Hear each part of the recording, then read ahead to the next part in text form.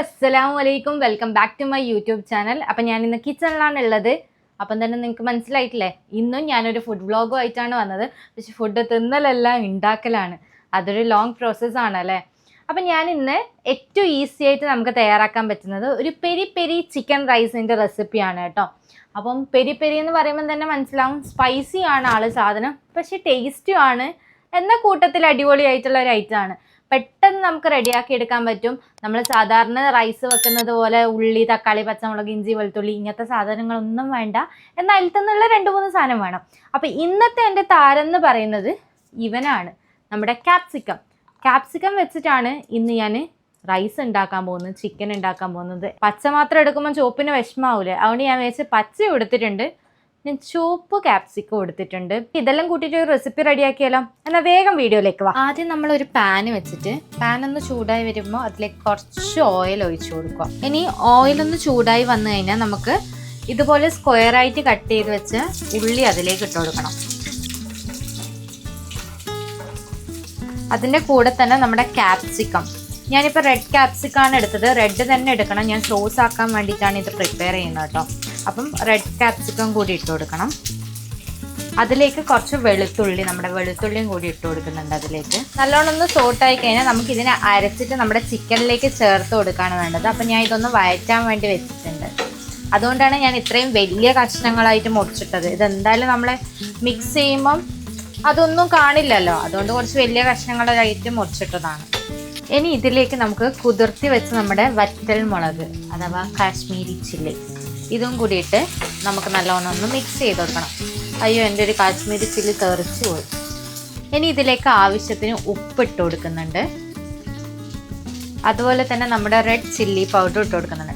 ശരിക്കും പറഞ്ഞാൽ പാപ്രിക്ക പൗഡറാണ് വേണ്ടത്. പാപ്രിക്ക പൗഡർ ഇല്ലാത്തത് കൊണ്ട് ഞാൻ ചില്ലി പൗഡർ വെച്ചിട്ട് അഡ്ജസ്റ്റ് ചെയ്യുന്നു. നല്ലോണം വാടി വന്നു കഴിഞ്ഞാൽ ഇതിനെ ഒന്ന് ഓഫ് ചെയ്ത് വെക്കാണ് ഫ്ലെയിം. ഇനി ഒന്ന് ചൂട് ഞാൻ മിക്സിയിലിടാം. നമ്മൾ ഷാലോ ഫ്രൈ ചെയ്ത് വെച്ച സാധനങ്ങളൊക്കെ ഞാൻ അരച്ചെടുത്തിട്ടുണ്ട്. ഇതിൽ ഞാൻ വെള്ളമൊന്നും ചേർത്തിട്ടില്ല. അരക്കുമ്പോൾ നിങ്ങൾക്ക് തിക്നെസ് തോന്നുവാണെങ്കിൽ കുറച്ചൊന്ന് വെള്ളം ചേർത്താൽ മതി. ഇനി നമുക്ക് ഇതിലത്തിൽ ഹാഫ് പോർഷൻ എടുത്തിട്ട് നമുക്ക് ചിക്കനിലേക്ക് പെരട്ടി വെക്കണം. ഇനി നമ്മൾ ഈ ചിക്കനിലേക്ക് ഇതിൽ നിന്ന് ഞാനൊരു ഹാഫ് പോർഷൻ,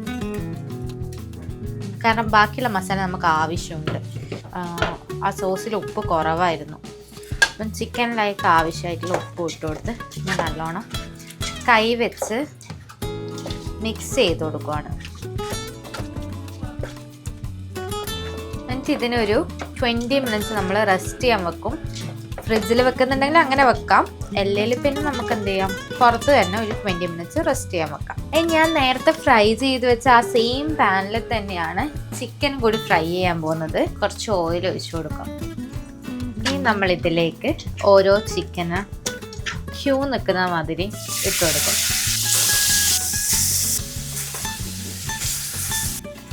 ഇനി നമുക്കിതിനൊന്ന് മറച്ചിട്ടിട്ട് ഇപ്പുറത്തെ സൈഡും കൂടി ഒന്ന് ഫ്രൈ ചെയ്തെടുക്കാം.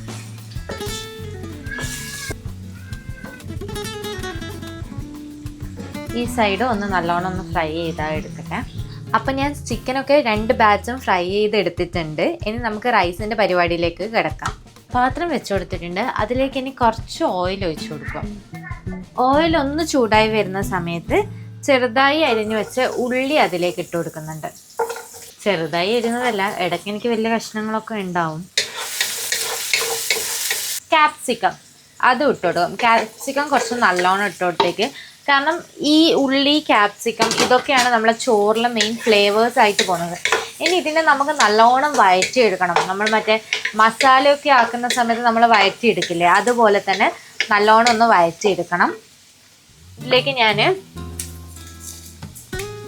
ആവശ്യത്തിന് ഉപ്പിട്ട് കൊടുക്കുന്നുണ്ട്. ഈ ഉപ്പ് തന്നെയായിരിക്കും ചോറിലും ഉണ്ടാവാൻ, സോ അതിന് കണക്കായിട്ട് ഞാൻ ഉപ്പിട്ട് കൊടുത്തത്. ഇനി ഈ സമയത്ത് നമുക്ക് നമ്മുടെ കച്ചറ സാധനങ്ങളൊന്നും വേണ്ട, അതായത് വെളുത്തുള്ളി, പച്ചമുളക്, ഇഞ്ചി ഇങ്ങനത്തെ ഒന്നും വേണ്ട, ഇത് മാത്രം മതി. ഇനി ഇതിനെ അടച്ച് വെച്ച് ഇനി കുറച്ച് സമയം നല്ലോണം ഒന്ന് വേവിപ്പിച്ചെടുത്തിട്ട് വെക്കണം. ഞാൻ പറഞ്ഞിട്ടില്ലേ, കുറച്ച് സോസ് അവിടെ ബാക്കി വെക്കണം. ആ സോസ് ഞാൻ ഇതിലേക്ക് ഒഴിച്ചു കൊടുക്കുക ചെയ്യുന്നത്. ഇനി ഇതിലേക്ക് നമുക്ക് ഈ റൈസ് ഇട്ട് കൊടുക്കാം കേട്ടോ.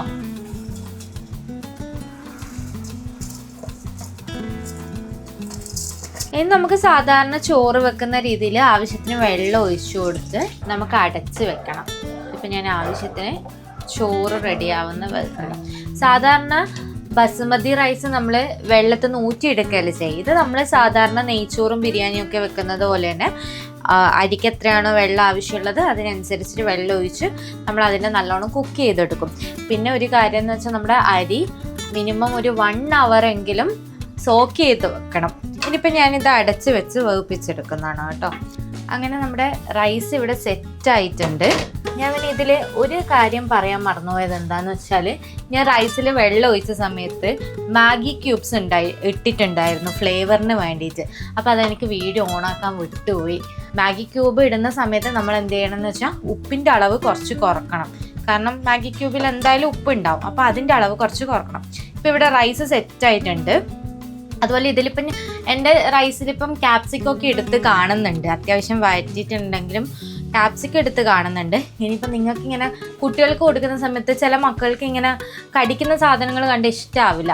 അപ്പോൾ ആ സമയത്ത് നിങ്ങൾക്ക് എന്ത് ചെയ്യാന്ന് വെച്ചാൽ ക്യാപ്സിക്കം നന്ന പൊടിയായിട്ട് കട്ട് ചെയ്തിട്ട് അതിനെ വഴറ്റിയെടുത്താൽ മതി. എന്നിട്ട് ചോറിലിട്ട് കൊടുത്താൽ മതി കേട്ടോ. അപ്പോൾ ചോറ് ഇവിടെ സെറ്റായിട്ടുണ്ട്. അപ്പം ഞാൻ ഈ ഫ്രൈ ചെയ്ത് വെച്ച ചിക്കനിലേക്ക് ആ ഒരു പെരി പെരി സോസ് ഇതിലേക്ക് സ്പ്രെഡ് ചെയ്ത് കൊടുക്കാൻ പോവാം. അതിന് വേണ്ടിയിട്ടാണ് ഞാൻ പാന് വെച്ചത്. പാന് വെച്ചിട്ട് പാൻ ഒന്ന് ചൂടായത്. ഞാനിപ്പോൾ നേരത്തെ ചിക്കൻ ഫ്രൈ ചെയ്ത് വെച്ച സെയിം പാൻ തന്നെയാണ്. എൻ്റെ ചെറുതായിട്ടുള്ള മടി കാരണം ഞാൻ അതേ പാനിലൊന്ന് ഇതാക്കിയിരിക്കുന്നത്. എല്ലാം ചിക്കനാണല്ലോ, പിന്നെ എന്താ നമുക്ക് പാൻ ചെയ്തായാലും. അല്ലെങ്കിൽ കുറച്ചൊന്ന് ഓയിൽ ഒഴിച്ചു കൊടുക്കും. ഗാർലിക്ക് അതിലേക്ക് ഇട്ട് കൊടുക്കണം. പേസ്റ്റാക്കി ഇട്ട് കൊടുക്കുന്നതാണ് കുറച്ചും കൂടി നല്ലത്.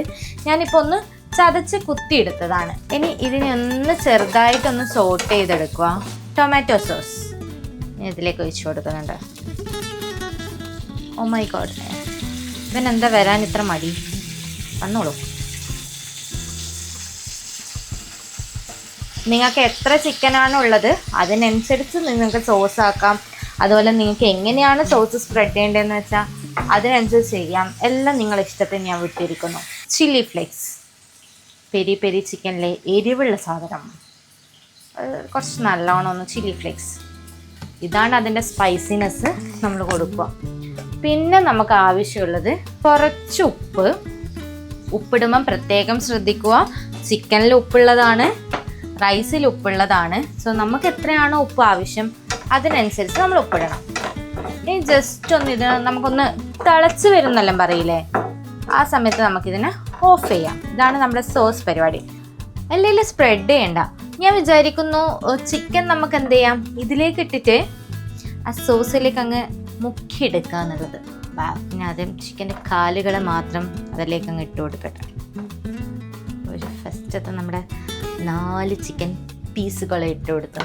ഇനി നമുക്കിതിനെ കുളിപ്പിച്ചെടുക്കണം. അപ്പം ഇതിനെ ഞാൻ ഇങ്ങനെ മറിച്ചും തിരിച്ചും, എനിക്കൊന്ന് അങ്ങോട്ടും ഇങ്ങോട്ടും വേകാൻ തീരെ ഇഷ്ടമല്ല, അതുകൊണ്ട് മറിച്ചും തിരിച്ചിട്ട് കൊടുത്തിട്ട് ഇതിനെ മറ്റേ ഒരു ജ്യൂസി ടൈപ്പാക്കി. ശരിക്കും മറ്റേ നമ്മുടെ ബ്രഷ് ഇല്ലേ, ആ ബ്രഷ് ഉണ്ടെങ്കിൽ സൂപ്പറായിരിക്കും. സോസ് ഇങ്ങനെ മേലോട്ടൊക്കെ ആക്കി ആ ഒരു പെരി പെരി ചിക്കൻ റൈസ് ഇവിടെ റെഡി ആയിട്ടുണ്ട്. ഞാൻ ഇതിനെ സെർവ് ചെയ്യട്ടെ.